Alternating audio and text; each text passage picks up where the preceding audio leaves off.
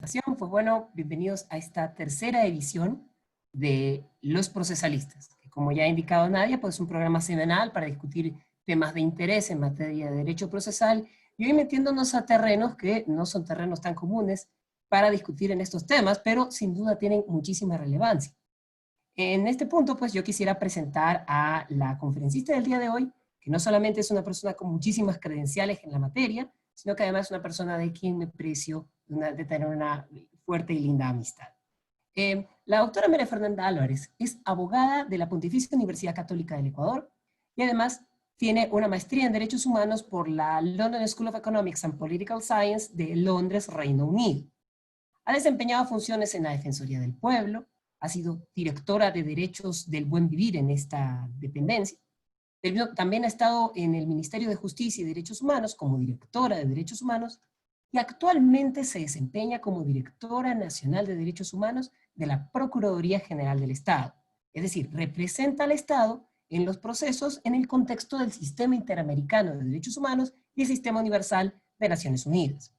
Y este detalle es importante porque justamente el núcleo de lo que nos va a aproximar hoy día versa sobre esta labor tan delicada. Además, ha tenido experiencia en cátedra universitaria, tanto en su alma mater, la Pontificia Universidad Católica del Ecuador, como en la Universidad San Francisco de Quito. Pues bueno, con este contexto y con todas estas credenciales que la autorizan a conversar sobre el sistema interamericano y lo que unos procesalistas del litigio ordinario tengan que saber para poder acercarse o aproximarse a él, pues damos paso a María Fernanda con su tema. Una mirada al sistema interamericano de derechos humanos desde el derecho procesal. María Fernanda, por favor, bienvenida. Siéntate en tu casa.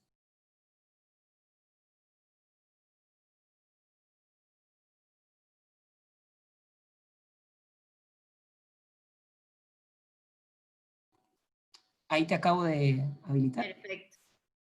Ahora sí. Muchas gracias, Milton. Espero hacer honor a tan generosa presentación. Buenas tardes con todos y todas. Y en principio, muchas gracias por la invitación. Es realmente un gusto y un honor poder estar esta tarde compartiendo con ustedes. Y como les decía, espero cubrir las expectativas de este tema que ha generado su interés. Entiendo que por eso están el día de hoy acompañándonos. Y que, como decía Milton, si bien es un tema que no está presente en la práctica del ejercicio profesional de abogados y abogadas, es un tema que últimamente ha estado muy presente en la retina, no solamente de abogados, sino también de la sociedad ecuatoriana en general. Entonces, espero que la aproximación que el día de hoy les voy a hacer les presente un panorama si bien general, bastante completo de este tema que es del sistema interamericano. Yo para eso, en principio, quisiera hacer una presentación básica de lo que es, digamos, orgánica de lo que es el sistema interamericano de protección de derechos humanos. Y ya después de eso pasar a presentarles lo que es la tramitación de una petición individual ante el sistema. El Sistema Interamericano de Protección de Derechos Humanos está constituido por dos órganos principales: la Comisión Interamericana de Derechos Humanos y la Corte Interamericana de Derechos Humanos. Así lo establece el artículo 33 de la Convención Americana, que dice que estos son los dos órganos encargados de velar por el cumplimiento de las obligaciones asumidas por los estados en virtud de la Convención Americana. La Comisión Interamericana de Derechos Humanos tiene su origen antes de la Convención. Entonces, inicialmente fue concebida como un órgano no convencional, autónomo de la OEA, y cuya principal función es la promoción de los derechos humanos. Y en ese sentido, la Comisión Interamericana de Derechos Humanos tiene varias competencias que tienen que ver fundamentalmente con esto, con el rol de promoción de los derechos humanos. Una de esas atribuciones, una de esas competencias es la que nos ocupa el día de hoy, que es la tramitación de peticiones individuales. Pero creo que es importante tener presente justamente el origen de la Comisión Interamericana para tener un poco más clara la naturaleza de este órgano y la diferencia con la Corte Interamericana.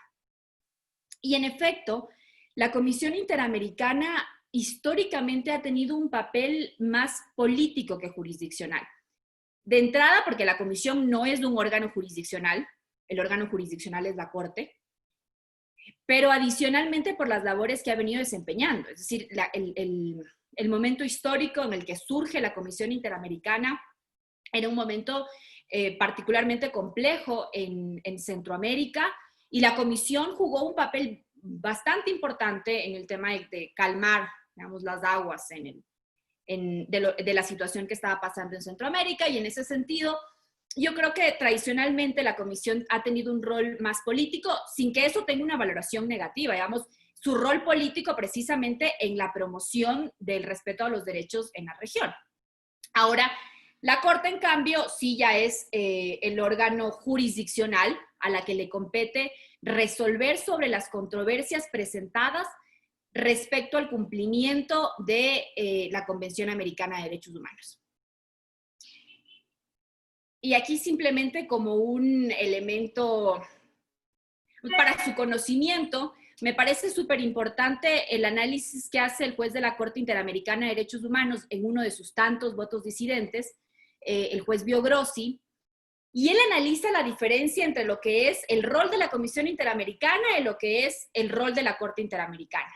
Y el juez Biogrossi dice que a la Corte Interamericana no le compete el rol de promover los derechos humanos, porque ese rol es específico de la Comisión. Y dice que en ese sentido la Comisión tiene un rol que en ese sentido la Comisión tiene un rol activista.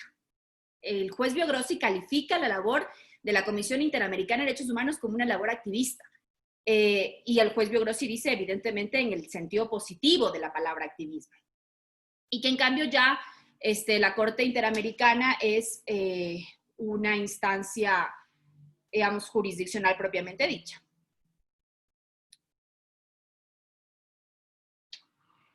Ahora, este es como, digamos, el panorama orgánico. Vamos ahora a lo que es ya la tramitación de una petición individual presentada ante el Sistema Interamericano de Derechos Humanos.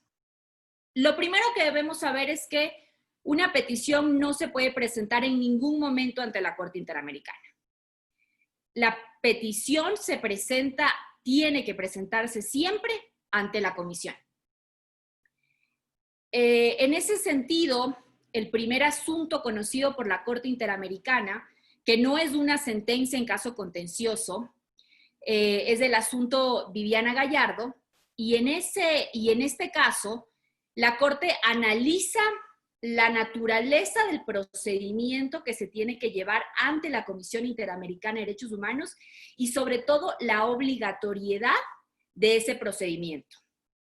Entonces, en ese asunto particular, Costa Rica, que era el estado que alegadamente había incurrido en violaciones a derechos humanos, decide presentar directamente la petición ante la Corte y le dice a la Corte, yo voy a renunciar al procedimiento ante la Comisión Interamericana y voy a renunciar también al requisito de agotamiento de recursos internos. Yo quiero que usted, Corte, conozca directamente esta petición en la que además yo mismo estoy diciendo que yo violé los derechos y yo necesito que haya una resolución expedita. La Corte ahí analiza y le dice, el procedimiento ante Comisión Interamericana que está previsto en la Convención Americana de Derechos Humanos es obligatorio y no está a disposición de los estados renunciar a ese procedimiento y venir directamente ante la Corte. Finalmente, en ese caso, la Corte decide remitir el caso a la Comisión Interamericana para que el caso siga el procedimiento establecido en la Convención. ¿Qué es lo interesante, además del análisis que hace la Corte en este asunto? Nuevamente, la Corte analiza la naturaleza de este procedimiento y el rol de la Comisión. Y en esta resolución, la Corte asimila el rol de la Comisión Interamericana a un Ministerio Público Interamericano. La Corte dice, la Comisión tiene ciertas potestades de investigación que le son más restringidas a la Corte. Y en ese sentido, la importancia del proceso ante la comisión es precisamente toda esa labor de investigación para poder determinar los hechos que después de eso van a ser objeto de análisis ante la Corte. Y adicionalmente, dice la Corte, en esta fase la comisión tiene también la posibilidad de buscar un acuerdo entre la víctima, entre la presunta víctima todavía, y el Estado. Y entonces, el procedimiento previsto ante la comisión está previsto también en beneficio de la víctima, precisamente porque puede hacer uso de esta posibilidad de llegar a un acuerdo. Yo ahí considero, y esto ya lo revisaremos al final, que debería analizarse finalmente la pertinencia de todo este proceso que se sigue ante la Comisión Interamericana antes de llegar a Corte y que es un proceso bastante largo. O sea, un proceso ante la Comisión Interamericana desde que se presenta hasta que se llega a tener sentencia puede llegar a durar fácilmente 18 años.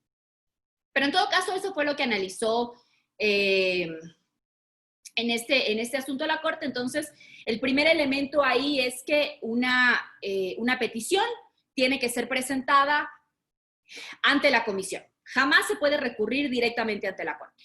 O sea, cuando en noticias o cuando se hable de que se acudió, de que voy a ir a la Corte Interamericana, bueno, eso no se puede hacer directamente. Primero hay que ir ante la comisión. ¿Quién puede presentar una petición ante la Comisión Interamericana? Puede presentarlo cualquier persona, grupo de personas o una organización no gubernamental legalmente reconocida en alguno de los países miembros de la OEA. Y aquí es interesante la distinción que la comisión hace entre el peticionario y la presunta víctima. Es decir, no es necesario que quien presenta la petición ante la Comisión Interamericana sea la víctima de las violaciones alegadas. No es necesario que exista una relación entre la persona, grupo de personas, ONG, que presenta la petición y la víctima. Ni siquiera es necesaria la autorización o delegación que haga la presunta víctima al peticionario para que se presente la petición ante la Comisión Interamericana. Entonces, la comisión en este sentido ha analizado que la legitimación activa ante la Comisión Interamericana es bastante amplia y bastante flexible. De hecho, cuando se presenta la petición, que se lo hace a través del portal y de los medios telemáticos, ni siquiera hace falta la firma. Entonces, la verdad es que la comisión y el sistema interamericano en general son bastante flexibles en algunos de los requisitos. ¿Qué es lo que no se puede presentar ante la comisión? Lo que no se puede presentar es una petición en abstracto. Es decir, sí se podría presentar una petición por un grupo de personas, un colectivo, una comunidad que haya sido afectada, pero no, lo que la comisión ha dicho es que no se pueden presentar las llamadas acciones populares. Yo no puedo presentar una petición a nombre del pueblo por la violación de derechos humanos. Las víctimas sí tienen que estar o determinadas o tienen que ser determinables. Yo no puedo presentar una petición a nombre de todas las mujeres del Ecuador, por ejemplo, porque considero que hay discriminación contra las mujeres. No. Sí se puede presentar a nombre de un grupo, pero la víctima tiene que ser determinable o determinable. Determinada, perdón, o determinable.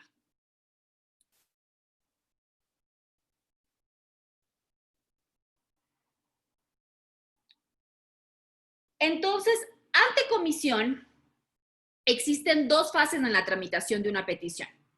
La primera es la fase de admisibilidad y la segunda ya es la fase de fondo. Con relación a la fase de admisibilidad, la Convención Americana de Derechos Humanos prevé dos requisitos fundamentales para la admisibilidad de una petición. La primera tiene que ver con el agotamiento de los recursos internos disponibles en un Estado.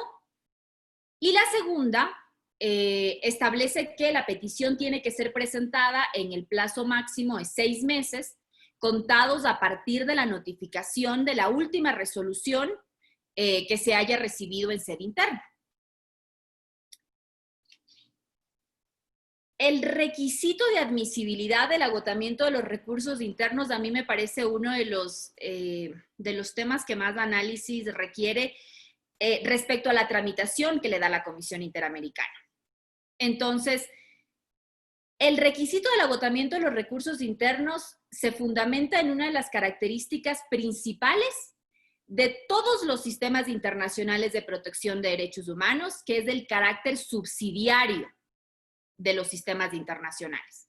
Yo no puedo acudir directamente a solicitar la protección internacional del organismo. Yo tengo que primero haberle dado al Estado la oportunidad de responder internamente a la alegada violación. Y les digo que para mí es una de las características, es uno de los requisitos más importantes, es uno de los requisitos, digamos, es una de los principios pilares del sistema internacional de protección, porque este sistema es concebido como un sistema excepcional. Entonces, yo no recurro a la protección internacional como regla general, yo recurro a la protección internacional nuevamente en una situación excepcional. ¿Por qué creo que es un tema que debería analizarse? Por el criterio que ha establecido la Comisión Interamericana de Derechos Humanos, ratificado por la Corte, respecto al momento procesal en el que se analice el cumplimiento de este requisito. La Convención establece que la Comisión no deberá admitir una petición presentada que no cumpla con el agotamiento de los recursos internos. La Comisión y la Corte son del criterio de que la valoración del cumplimiento de este requisito se da cuando la Comisión decide sobre la admisibilidad de la petición. ¿Qué es lo que pasa? Entre que se presenta la petición y se resuelve sobre la admisibilidad, pueden pasar, de hecho, pasan varios años. Entonces, claro, la situación procesal cambia. La situación de la petición se va modificando. Esta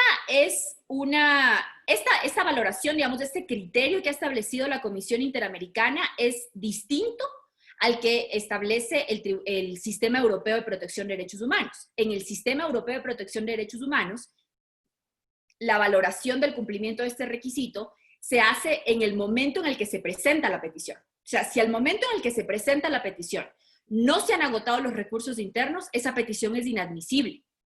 Lo que pasa en el sistema interamericano es que, si es que cuando yo presenté la petición todavía no había agotado los recursos internos, pero en todo el transcurso hasta que la comisión decide la admisibilidad, yo ya agoté esos recursos internos, entonces la petición es admisible. Y ahí nuevamente, el juez de la Corte Interamericana, el juez Biogrossi, ha tenido varios votos disidentes sobre este punto en particular. Tal vez este es uno de los puntos en los que el juez Biogrossi ha tenido una línea sostenida de protesta respecto al criterio establecido en el sistema interamericano. El juez Biogrossi, en el último voto, que de hecho es un caso contra Venezuela y que es del 2019, para sustentar su criterio respecto al tema del agotamiento de los recursos internos, hace un análisis bastante fuerte y bastante extenso. El juez dice, a ver, nosotros somos corte y a nosotros nos corresponde aplicar lo que está establecido en la convención. Si es que no nos gusta, se debería modificar, pero resulta que nosotros como corte no somos legisladores, los legisladores son los estados. El juez Biogrossi dice, estas normas son normas de derecho público. La Convención Americana no establece una diferencia entre la presentación de la petición y el momento de decisión de la comisión. La Convención Americana le ordena a la comisión que cuando una petición presentada no cumpla con el agotamiento de los recursos internos es inadmisible y por lo tanto el momento que debería considerarse para valorar el agotamiento de los recursos internos es cuando se presenta la petición, no después.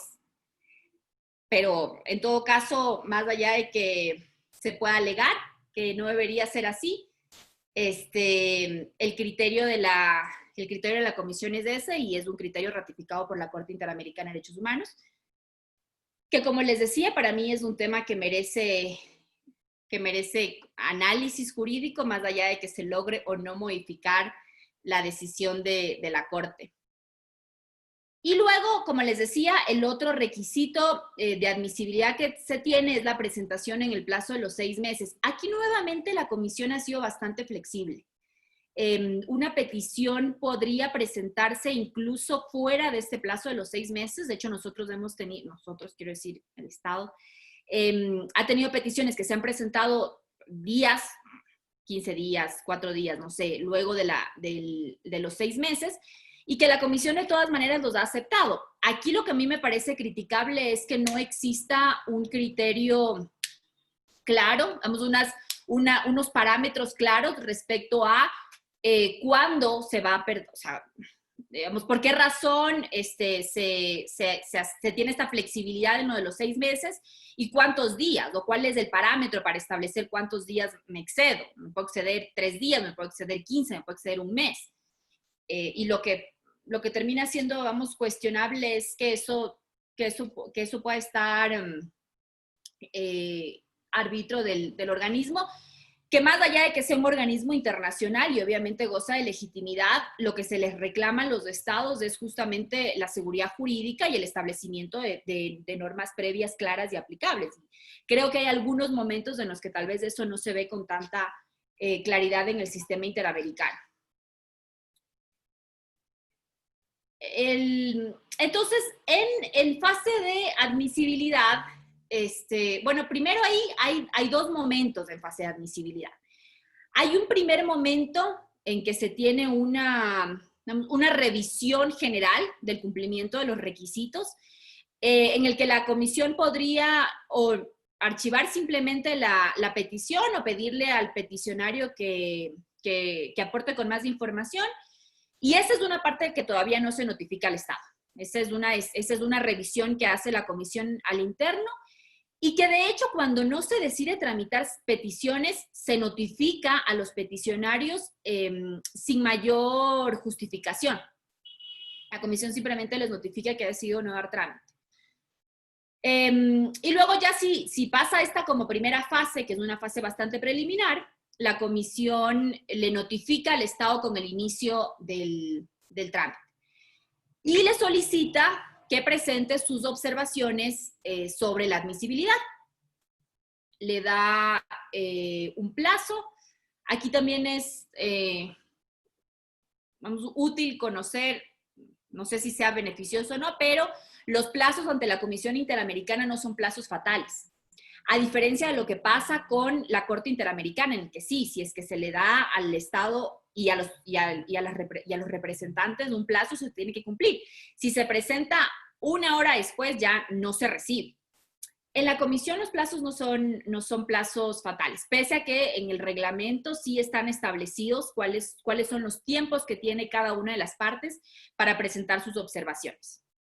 Entonces, se le pide al Estado sus observaciones y después de eso los peticionarios pueden presentar observaciones adicionales que fundamentalmente son observaciones de respuesta a lo que ya presentó el Estado. El reglamento prevé entonces como 2 rondas de observaciones sobre admisibilidad. La primera, que son en las que le solicitan al Estado las observaciones respecto a la petición presentada. La segunda ronda, que es una ronda de observaciones adicionales. Pero en la práctica la comisión no se limita a estas 2 rondas de observaciones sobre admisibilidad, sino que podría tener más rondas.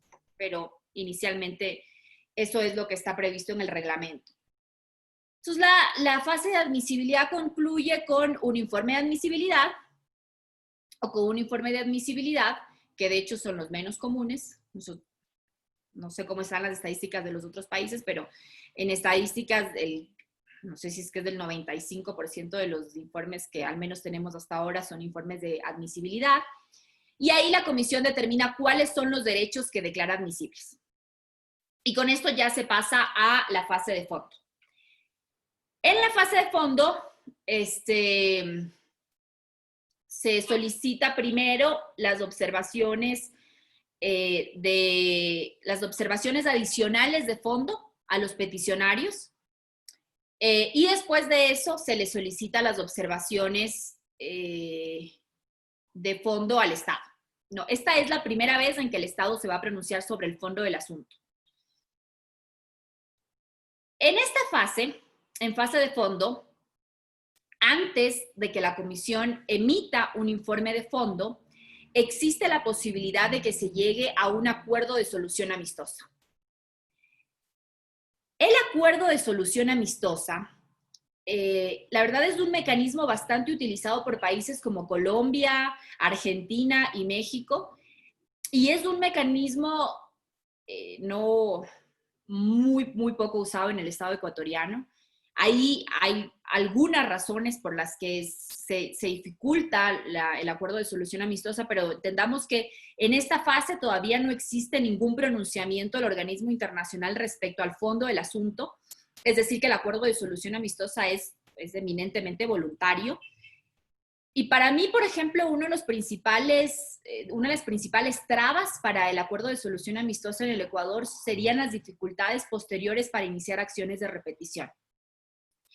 Por la forma en la que está redactado, me parece que es del artículo 67 de la Ley Orgánica de Garantías Jurisdiccionales y Control Constitucional. Entonces, les digo, para mí una de las principales, más allá de todas las demás dificultades que pueden revestir el tema del acuerdo de solución amistosa, los países que utilizan mucho este mecanismo han emitido leyes para regular esto, tanto para el mecanismo del acuerdo como para cuestiones como la determinación de los montos y las reparaciones, por ejemplo. Pero en todo caso, esa es una posibilidad antes de que se emite informe de fondo. Una vez que se ha emitido informe de fondo, lo que podría pasar es que se llegue a un acuerdo de cumplimiento de ese informe de fondo. Entonces, ¿qué es un informe de fondo emitido por la Comisión? Es el pronunciamiento del organismo internacional respecto al caso. En el informe de fondo, la Comisión analiza, o mejor dicho, expone cuáles son los hechos que considera probados, hace un análisis a la luz de los estándares del sistema interamericano de las violaciones que se configuran por esos hechos que ha considerado probados y llega a determinar las violaciones de derechos humanos en lo que para mí podría considerarse un exceso de la Comisión, porque la Comisión no es un órgano jurisdiccional. El único órgano del sistema competente para establecer responsabilidad del Estado es la Corte, que es del órgano jurisdiccional. En todo caso, en el informe de fondo, la Comisión determina y dice el Estado es responsable por la violación de tales derechos. Y por esas violaciones, la Comisión formula recomendaciones. Bueno, aquí sí hay una diferencia entre lo que es el informe de fondo y lo que es la sentencia, porque precisamente porque la Comisión no es un órgano jurisdiccional, no llega a ordenar medidas. Claro, lo que la Comisión hace es recomendarle al Estado. La Comisión dice, mire, yo encontré que por estos hechos usted es responsable por estas violaciones y por eso yo le recomiendo, pero resulta que eso igual queda a voluntad del Estado. No son recomendaciones jurídicamente vinculantes. Por ejemplo, las recomendaciones son formuladas en términos bastante generales, no llega a determinar un monto, por ejemplo, para la reparación, que es algo que evidentemente sí se hace en la sentencia. Y una vez que emite el informe de fondo, la Comisión le da al Estado un plazo que puede ser máximo de 3 meses para que cumpla con esas recomendaciones. ¿Y por qué puede ser máximo de 3 meses? Porque una vez emitido el informe de fondo, por disposición del artículo 51 de la Convención, la Comisión tiene 3 meses para presentar ese caso a Corte. Si es que en esos 3 meses no presenta el caso a Corte, ya precluyó, la oportunidad de presentar el caso a Corte. El caso ya se quedó ahí, se quedó en fase de comisión. ¿Qué es lo que sucede en la práctica? Las medidas recomendadas por la Comisión en ocasiones son medidas de carácter estructural, son medidas bastante, no sé si complejas, pero digamos 3 meses termina siendo un tiempo insuficiente para cumplir con esas recomendaciones. Incluso si es que los estados tienen toda la voluntad de cumplir, esos 3 meses terminan siendo insuficientes. Entonces, en la práctica lo que pasa es que los estados una vez que se les vence el plazo, van solicitando a la comisión una prórroga para poder implementar las recomendaciones. Y cuando solicita una prórroga, el Estado renuncia expresamente a presentar como excepción preliminar el plazo de los 3 meses establecidos en la convención. Ahí, por ejemplo, a mí también me parece que es otro tema de análisis si es que el plazo establecido en la convención está a disposición de los estados para ser renunciado. O es un plazo que precisamente por estar establecido en la convención, es un plazo, justamente por ser normas de derecho público, ese es un plazo que debe cumplirse. Y si no se cumple, incluso si es que el Estado decide renunciar a la excepción preliminar, ya pasó el tiempo que la comisión tenía para presentar el caso a corte. Pero en la práctica no pasa así. En la práctica, si es que el Estado renuncia, el caso puede estar hasta años en fase de cumplimiento de informe de fondo antes de que la comisión decida presentar el caso a corte. Entonces aquí lo que podría pasar es que el Estado podría firmar, por ejemplo, un acuerdo de cumplimiento del informe de fondo y eventualmente cuando el caso se cumpla, cuando las recomendaciones, digamos, se cumpla, la comisión decide publicar ese informe, pero más allá de eso ya el caso no va a pasar a corte, el caso se va a morir ahí.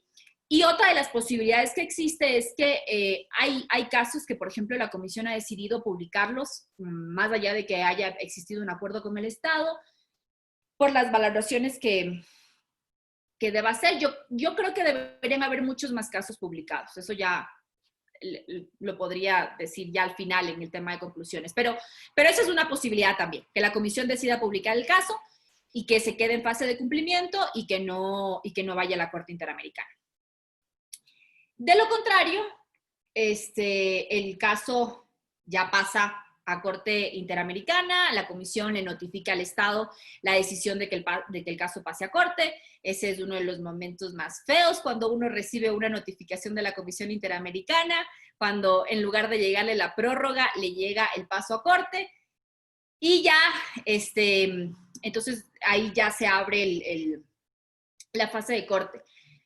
En este punto, yo creo que es importante, no sé si interesante es la palabra, pero tal vez necesario hacer un análisis, les decía yo, de la pertinencia de todo el proceso ante Comisión Interamericana. Porque ante Comisión Interamericana, como les comentaba, se realizan alegatos, se practica prueba. De hecho, la Comisión Interamericana podría convocar audiencia de caso, hace todo el análisis y precisamente por eso lleva mucho tiempo.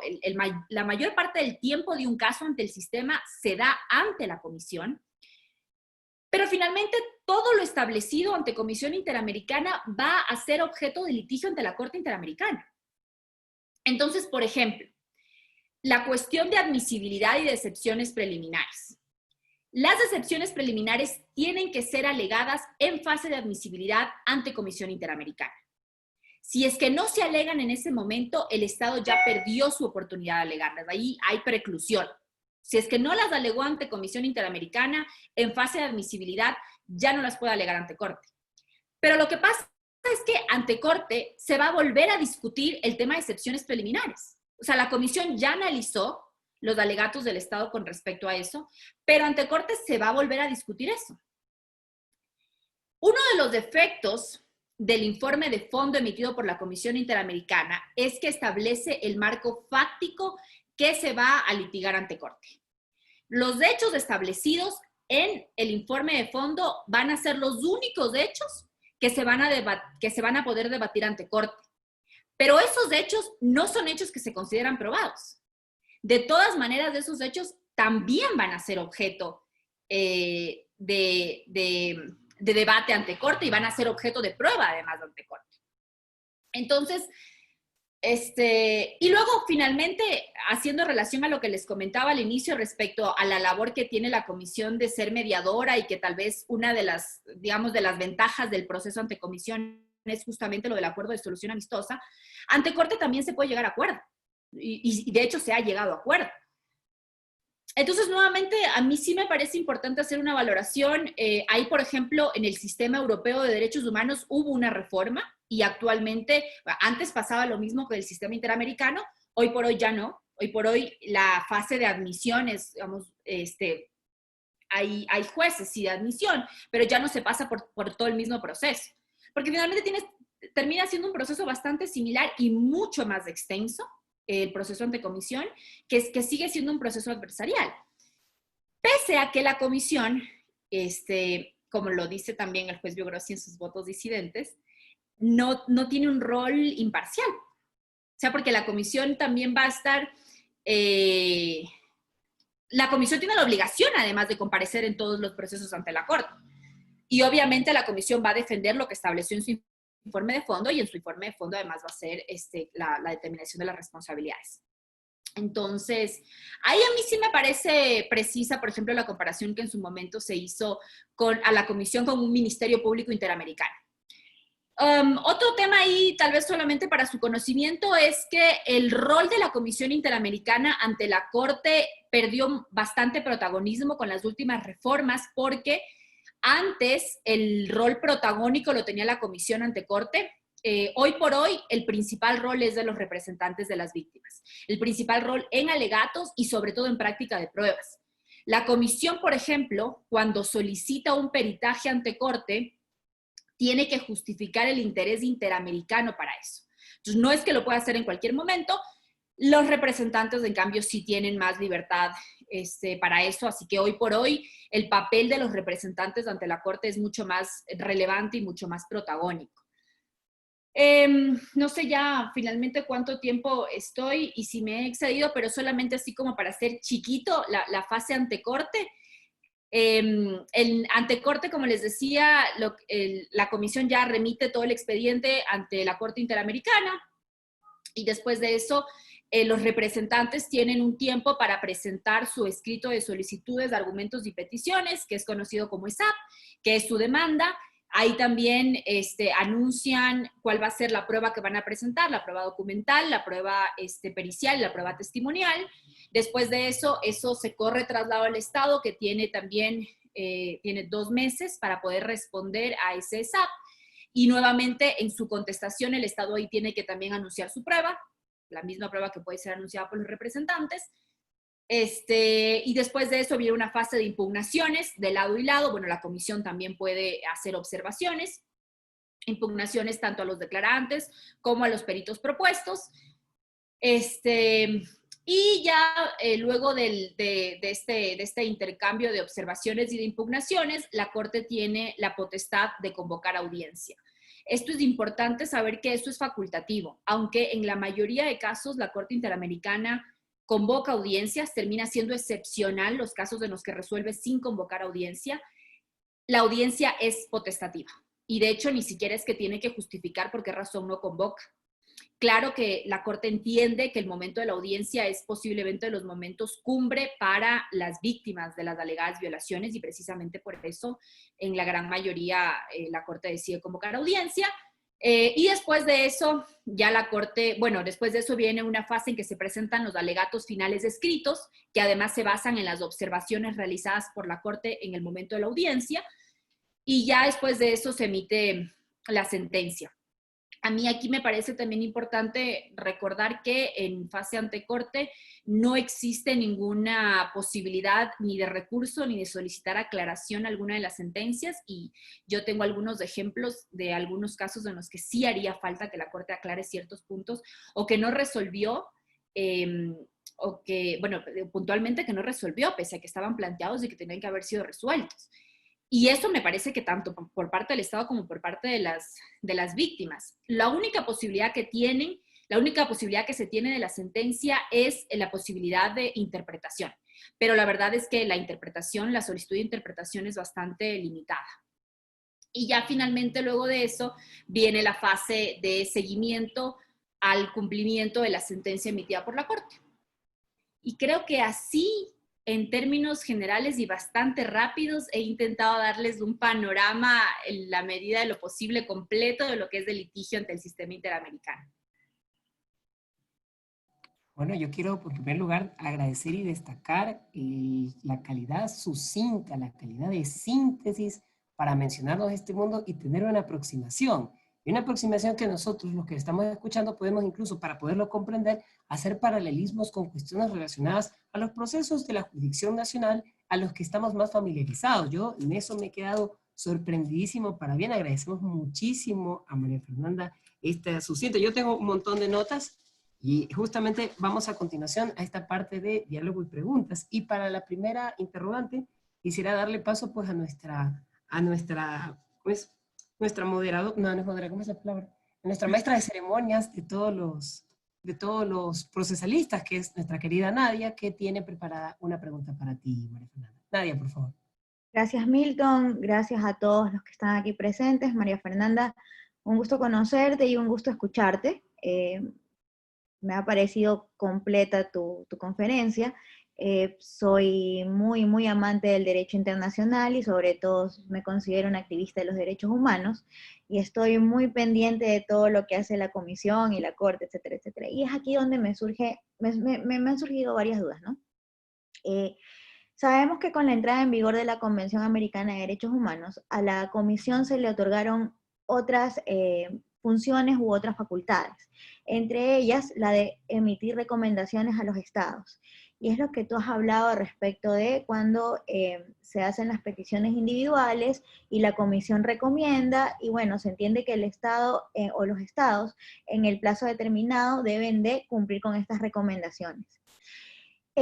Hemos hablado del principio de subsidiariedad y obviamente como regla general, yo la voy a llamar así, como regla general se entiende, de que se deben de agotar los recursos internos para poder activar un mecanismo internacional.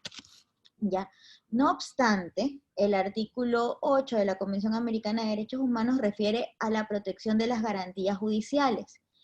¿Qué pasa, María Fernanda, cuando el Estado se niega a investigar o el Estado niega el acceso a la justicia?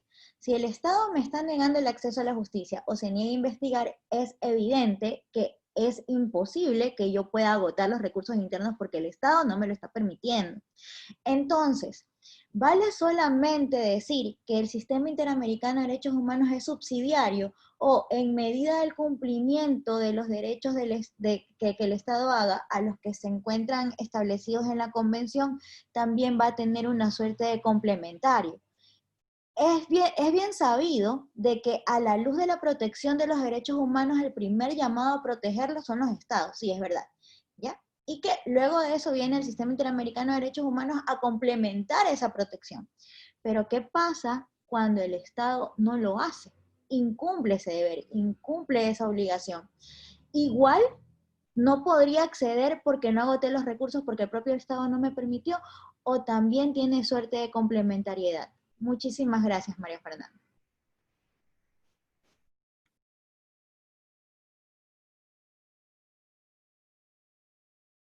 Ahí puedes activar tu micrófono. Ya, perfecto. Muchas gracias, Nadia, por la pregunta, porque sí me permite abordar uno de los elementos que no presenté cuando abordé lo de agotamiento de recursos internos, y tienes toda la razón.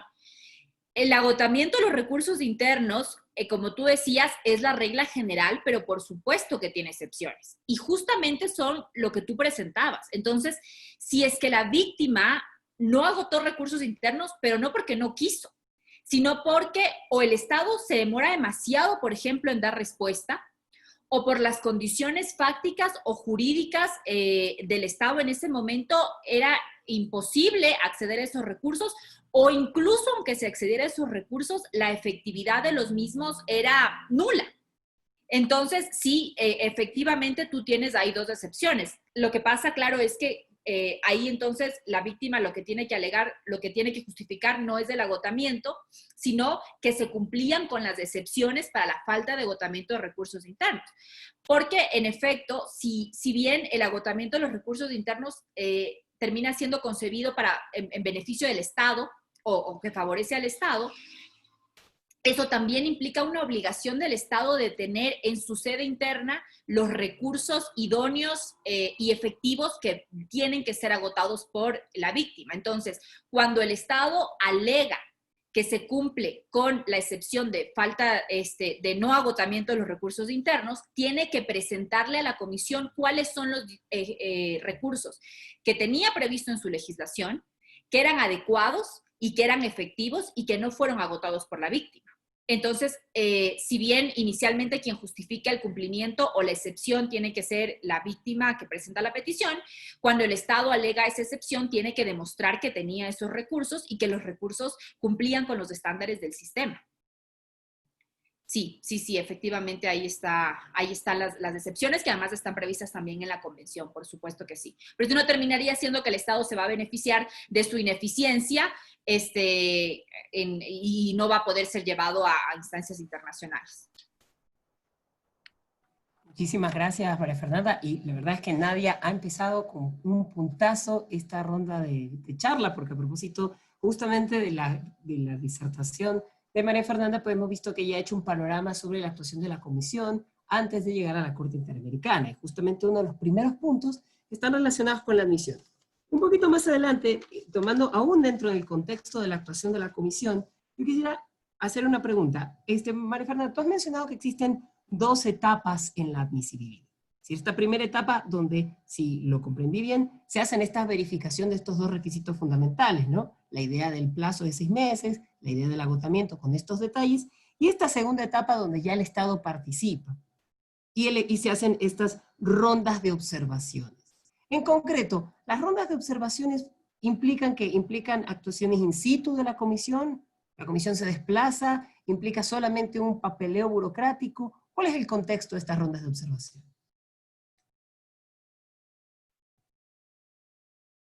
Ay, perdón, nuevamente.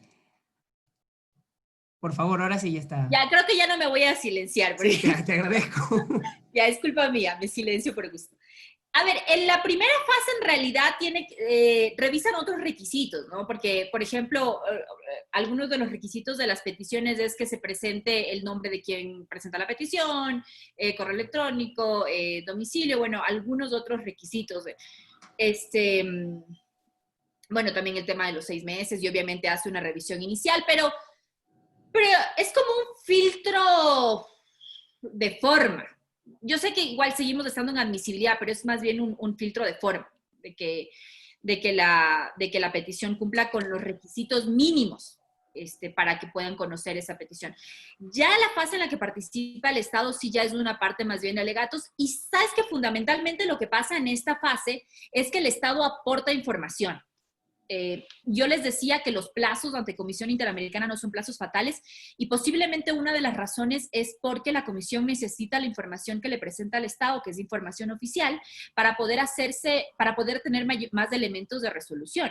Si bien en esta fase todavía es una fase en la que no se analiza el fondo, la información que va a aportar el Estado es información que construye el caso en general. Entonces, en esta fase no tienes, digamos, diligencias de la comisión como tal, porque nuevamente es un tema de revisar si es que los 2 requisitos ahí fundamentales. También analizas temas de competencia, ¿no? Que serían como discusiones de derecho.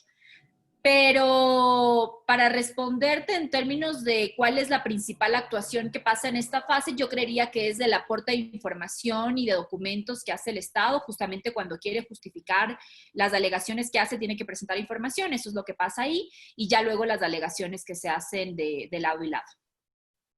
Perfecto, muchísimas gracias. Justo en este contexto, o por lo menos en quisiera hacerte una pregunta sobre el polémico artículo 25 del reglamento de la Comisión. En el artículo 25 del reglamento de la Comisión, pues se menciona la idea de que la Comisión, con fundamento en el 106 de la Carta de Organización, 421 de la Convención, etcétera, puede emitir medidas cautelares. En el contexto del trámite que nos has mencionado en comisión, ¿en cualquiera de estas etapas podría emitir medidas cautelares o tendría que ser ya en la revisión de fondo antes del informe de fondo? En cualquier momento, en efecto, sí es un artículo polémico. Que además cada vez tiene más aceptación. De hecho, yo creo que ya en este momento tiene... Legitimado en el imaginario, ¿no? O sea, en la práctica se ha legitimado. Voy a comentar, digamos, una infidencia, no le cuenten a nadie, pero... o sea, incluso en los momentos en los que el Estado ecuatoriano cuestionó más férreamente el artículo 25, se cumplían con las medidas. Y pues claro, lo que pasa es que se discutían, tal vez creo que hubo tal vez alguna medida en la que finalmente se consideró que la comisión excedía porque llegaba incluso a disponer cuestiones sobre procesos judiciales en curso, pero se cumplía. Entonces, para mí en este momento ya ha habido una aceptación de facto de esa competencia de la comisión. No sé si es que es política, porque no es políticamente correcto o por qué, pero ya en este punto yo entiendo que la mayoría de estados aceptan eso. ¿En qué momento? En cualquier momento. Las medidas cautelares pueden ser medidas cautelares, como en el Estado ecuatoriano, como en lo nacional, pueden ser autónomas o se pueden presentar en conjunto con el caso, y pueden ser ordenadas en cualquier momento. A mí, por ejemplo, una de las cuestiones que me parece más debatible de esta competencia que tiene la comisión es que hay ocasiones en las que por el tiempo que se demora la comisión en resolver el otorgamiento de las medidas cautelares, termina desnaturalizándose el mecanismo de medidas cautelares, porque en efecto hay casos en los que se demora incluso en notificar la petición al Estado y puede llegar a demorarse hasta un año, por ejemplo. Entonces, si es que uno de los requisitos para que des una medida cautelar es la urgencia, si es que como organismo tú te demoras tanto tiempo en resolver, termina siendo que la alegada situación de riesgo no es tan urgente como debería serlo a la luz del artículo 25. Pero en todo caso puede hacerlo en cualquier momento. Perfecto, perfecto. Bueno, pues esto sí ha generado polémica, no solo a nivel nacional, ustedes recordarán las críticas que en un gobierno anterior se realizaron a esta disposición. De hecho, hace pocos años, pues en un caso con connotación política en el hermano país del norte, también se realizó un montón de crítica. Qué bueno pues ver que este tipo de cuestiones nos acercan más. Justamente con este punto quiero ir a un tema un poco súper procedimental. El informe de fondo. Este informe de fondo, un paso final ante la comisión, o bueno, este informe de fondo que pasa a ser parte junto con todo el expediente del expediente ante Corte Interamericana, pero como tú nos has comentado, pues el ESAP lo presenta tanto las víctimas, los representantes de las víctimas, como el Estado. Te lo comento por qué, porque si uno hace un paralelismo, el abogado litigante nacional quiere tratar de hacer paralelismos, pues bueno, tiene el paralelismo de la demanda con el ESAP, con sus diferencias puntuales. Pero el informe de comisión, en ese paralelismo, ¿qué valor tiene? ¿Tiene valor de prueba? ¿Tiene valor de puntapié inicial? ¿Qué valor podría tener? ¿O es simplemente eso, un informe? Como les decía, para mí la única función que cumple, o tal vez, como decías, el único valor que tiene ahí el informe es que establece el marco fáctico. O sea, solamente los hechos establecidos en el informe de fondo van a ser objeto de litigio ante Corte. En el asunto Viviana Gallardo, que era el que les comentaba, la Corte dice expresamente que ese informe de fondo no es vinculante para el Estado. Perdón, no es vinculante para la Corte. Es que además no termina siendo vinculante ni en tema de decepciones preliminares, ni respecto a los artículos que a los derechos se considera violados, ni siquiera respecto a los hechos, pero como les decía, los hechos también se van a debatir. Pero en ese punto tengo una duda. Si solamente determino el marco fáctico, el análisis de la Corte en su sentencia, ¿podría ir a derechos distintos de los mencionados en el informe de fondo? Sí. Podría declarar violaciones a derechos no establecidos por la comisión y podría no declarar violados derechos que la comisión sí consideró violados. Y de la misma manera, si bien determina el marco fáctico, la Corte podría considerar que hechos establecidos en ese informe de fondo no han sido suficientemente probados. Ahora, el tema probatorio ante Corte Interamericana también es un tema bastante flexible, obviamente por la naturaleza del proceso internacional, incluso por los tiempos que transcurren. Pero de todas maneras es un tribunal y entiende que como tribunal la actividad probatoria es fundamental porque solamente en base a eso la Corte va a poder hacer las determinaciones. Entonces, incluso hechos establecidos en el informe de fondo podrían considerarse no probados ante Corte. Nos quedan un montón de preguntas en el tintero, pero tomando en cuenta la coyuntura internacional, a propósito de este gran rol de la comisión, tengo que hacerte una pregunta que es, lógicamente, en contexto procesal, pero también un poco política. Tú has mencionado que la comisión tiene estos ribetes políticos y ahorita está viviendo una fase interesante. Parece ser especie de rifirrafe o de fricción que existe con el secretario de la Organización de Estados Americanos, que no ha dado paso pues a la renovación de Abreu como comisionado o como presidente de la comisión sería. Ahora, una pregunta. Secretario Ejecutivo, muchas gracias. Una pregunta en ese contexto. En el contexto de la fricción, no hablando de la fricción, en el contexto de la fricción tenemos el paralelismo europeo. En el paralelismo europeo, a partir de esta reforma 11, número 11, deja de existir la comisión. La pregunta es, más allá de que seguramente en Europa, pues, la comisión, o sea, seguramente en Europa llegaron por otros derroteros de contexto de su unión a propósito de eliminar la comisión, nuestros contextos son distintos. Tú has mencionado las desventajas de la comisión a propósito de tiempo, porque se hacen doble revisión de algunas cosas, pero también las ventajas de la comisión, incluso en estos espacios para poder llegar a acuerdos.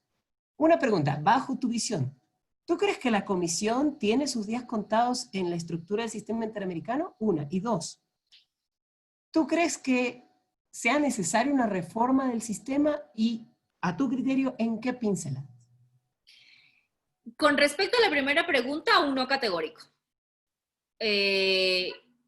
Yo, al menos en el corto y mediano plazo, yo no creo que se modifique el sistema interamericano haciendo desaparecer a la comisión. Yo creo que la comisión tiene un peso político, nuevamente sin que el término político tenga una valoración negativa, yo creo que tiene un peso político incluso más fuerte que el de la Corte. La comisión es más, de hecho en estructura incluso. Lejana al final, un poquito, la Corte es muy lejana al final, más allá de que, como tú me dices, el protagonista ahora con las nuevas reformas pues es el representante de las víctimas, pero la Corte sí se la ve lejana, la comisión al menos da esa prisión en el imaginario. Por supuesto, porque además el porcentaje de casos que lleva la comisión es por mucho superior al porcentaje de casos que lleva la Corte. O sea, desde que un peticionario llegue hasta la Corte va a pasar mucho tiempo y el contacto entonces con Corte es mucho más limitado. Con comisión, como tú decías, es constante. Y además la comisión tiene muchas otras labores. El tema, por ejemplo, de las visitas in loco, ¿no? La visita, por ejemplo, que la comisión hizo a Ecuador en octubre, que claro, lo hizo con invitación, pero finalmente esas son partes de las otras atribuciones que tiene la comisión. Entonces yo no veo que el sistema se modifique para la eliminación de la comisión. Y ya, yo hacía el análisis respecto a que deberíamos revisar la pertinencia o la utilidad del procedimiento ante comisión y comparaba con el sistema europeo. Pero a ver, también es cierto que, por ejemplo, para el sistema europeo lo que eso representó si es que también el tribunal terminara mucho más colapsado, pues, porque ya no tienes ese filtro, ya no tienes ese tiempo que se demora, ya acudes directamente y entonces ya las causas que te llegan son mayores. Y también se está revisando en este momento, por ejemplo, entiendo en el sistema europeo, qué reformas deberían hacerse para tratar de responder a ese colapso procesal que termina siendo resultado de la otra reforma que se hizo. ¿Qué reformas deberían hacerse en el sistema interamericano?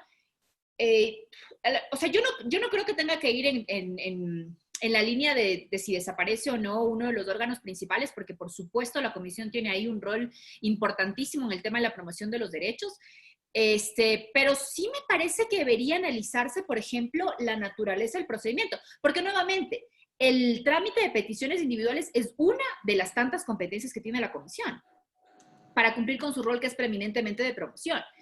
Y eso, o sea, revisar el tema de la naturaleza del procedimiento que se sigue ante la comisión, porque si es que tú vas a terminar discutiendo nuevamente todos los temas ante Corte Interamericana, termina siendo una duplicación de procedimientos. Entonces, como yo creo que en ese sentido deberían hacerse los debates respecto a cuáles deberían ser las reformas que serían nuevamente en beneficio de los peticionarios, que son los que pasan tanto tiempo en un caso ante el sistema.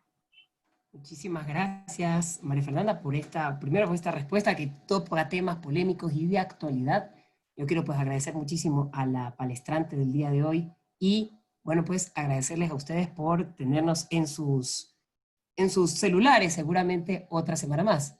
Siendo esto, pues, yo me despido como moderador, dándole el paso a Nadia para las palabras finales. Un abrazo para todos. Muchísimas gracias, Milton. Muchísimas gracias, María Fernanda, por tu excelente disertación. Te lo dije al principio, pero te lo vuelvo a repetir. El sistema interamericano es un sistema con muchas ventajas, también con una que otra falencia, yo lo defiendo mucho, pero creo que una de las deudas que tiene clarísimos con toda la humanidad, o por lo menos con los estados que formamos parte del sistema interamericano, es precisamente el tratamiento que le debemos de dar a las opiniones consultivas. que a mi criterio personal deben de ser completamente vinculantes, puesto que la Corte es la llamada a interpretar la convención, y si para un caso se pronuncia de una manera, debería de entenderse que todos los estados adscritos a la convención deberíamos de comportarnos así. No sé qué circunstancia política hay ahí que todavía no se han atrevido a decirnos claramente cómo debemos interpretar las opiniones consultivas. En todo caso, espero que exista otra oportunidad en donde te podamos volver a invitar y tú puedas ser mucho más extensiva en este tema que, al menos para mí, es apasionante. Muchísimas gracias por tu predisposición, María Fernanda. Y quiero agradecer a todos los asistentes a esta jornada académica del día de hoy, en donde hemos podido conocer un poco más respecto del Sistema Interamericano de Derechos Humanos y cómo se litiga ante esta instancia internacional. Asimismo, me voy a despedir, no sin antes invitarlos a que asistan la próxima semana a nuestra siguiente conferencia, a nuestro cuarto programa, este cuarto programa en donde abordaremos la temática la negativa pura y simple en el ejercicio del derecho de contradicción, que va a ser, con que tenemos como invitada a la doctora Dana Abad. Esto será el día viernes 11 de septiembre del 2020 a las 17 horas a través de la plataforma Zoom y a través de la página de Facebook Los Problemas del Proceso. Esto fue Los Procesalistas, dirigido por el doctor Jorge Luis Mazón, vicepresidente del Instituto Ecuatoriano de Derecho Procesal, moderado por el doctor Milton Velázquez y conducido por quien les habla, la abogada Nadia Villón Rodríguez. Un gusto, buenas tardes, que tengan un excelente fin de semana. Nos vemos la próxima semana. El próximo viernes, chao. Chao. Buenas tardes.